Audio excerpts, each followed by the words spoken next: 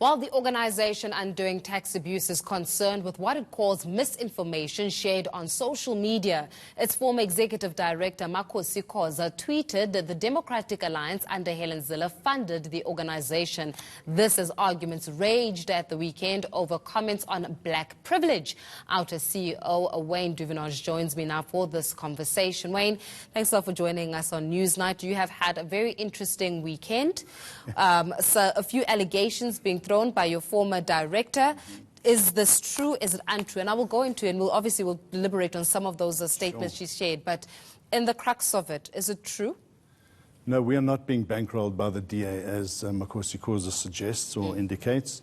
We made it very clear that 6 years ago, in 2013, we put a call out to the public to fund a matter in court that had to be heard by the Supreme Court of Appeal. We had no funds at the time.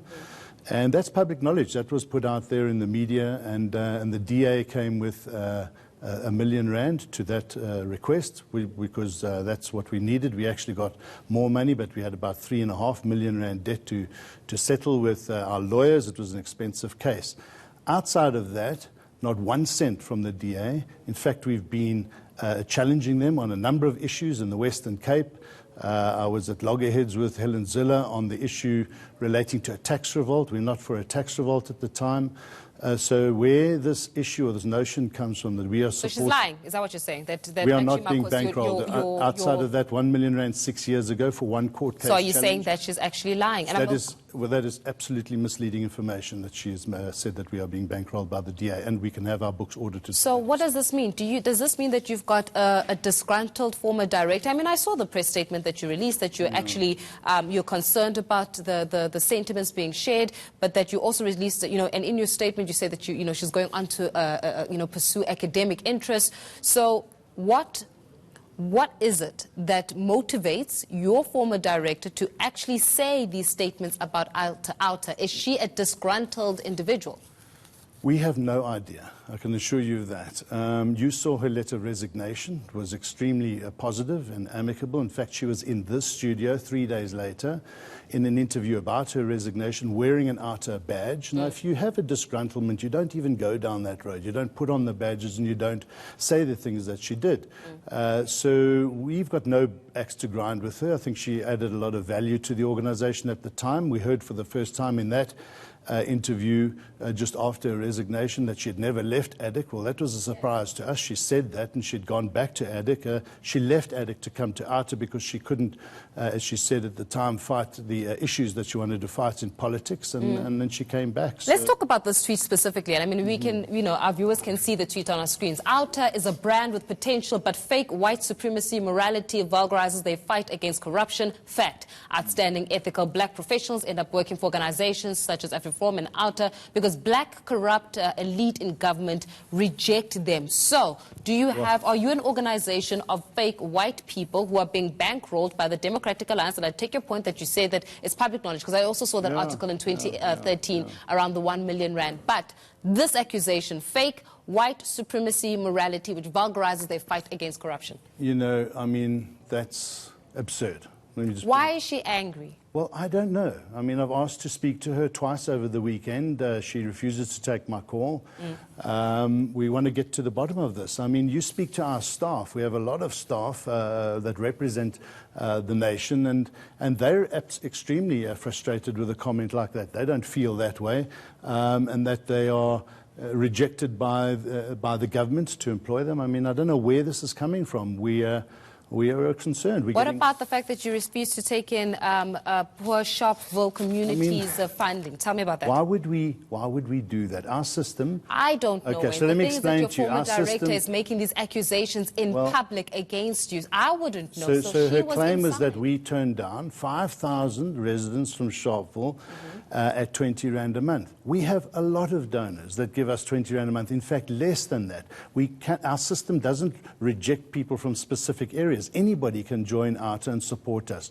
So where that notion comes from, I don't know. We don't know. As an executive, we sit and we discuss projects. We were in Sharpeville. She was in Sharpeville. There are a number of issues in Sharpeville, and there are a number of ways to challenge and tackle the stuff that we have to do across the whole of eNCA. We've been extremely busy in eNCA, dealing with the Human Rights Commission on the water issues there, trying to hold the local government to account. There's a lot of work there.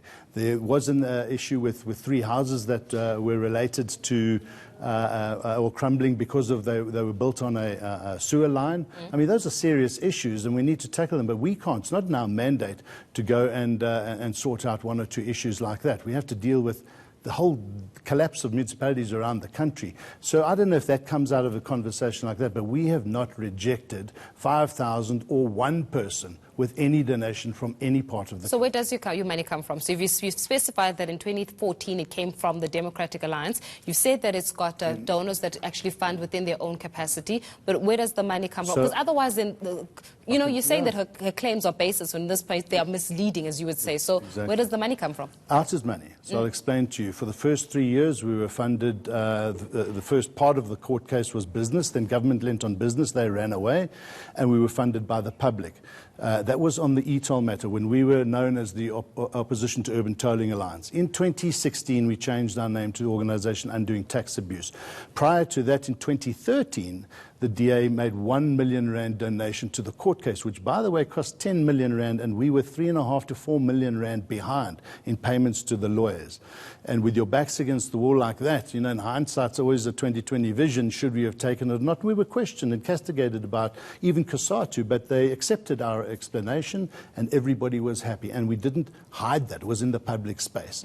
We got the ruling that we wanted in the Supreme Court, which enables us now to fight this challenge the way we have been, protecting thousands of people. So today, since that one incident, every single cent of our funds comes from individuals, ordinary individuals, an average of R105 a month, and small and medium-sized businesses. We haven't been getting donations from big business. Have you been getting donations from other political parties? Not from one political party, not the DA, not the ANC, not anybody.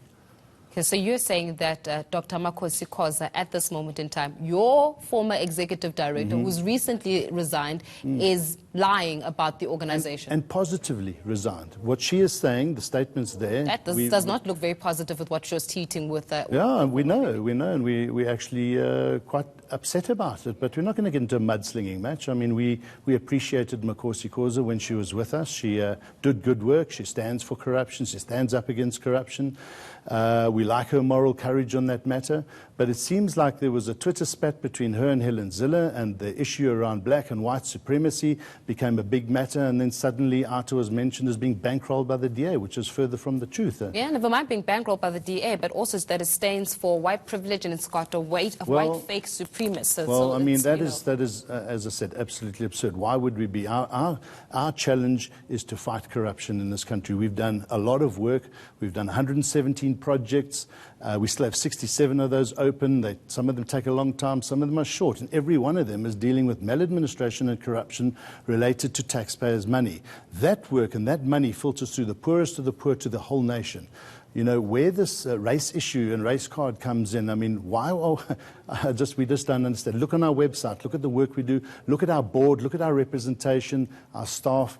I mean, our staff are absolutely upset with those comments and feel that it's absolutely unjustified. Well, hopefully she gets to pick up your call. And yeah, look, I mean, we want to engage with Makhosi. We've got no axe to grind with her, so we are absolutely surprised as to why this has come about. Wayne, we're going to leave our conversation there. I think you said your piece there. Outa CEO Wayne Duvenage giving us the insights. Just a note, Makhosi Khoza, Dr. Makhosi Khoza, rather, was invited to join us on Newsnight this evening. She said she was unavailable, so we did try to get the other side of the story, and we'll continue giving you more information as this story develops.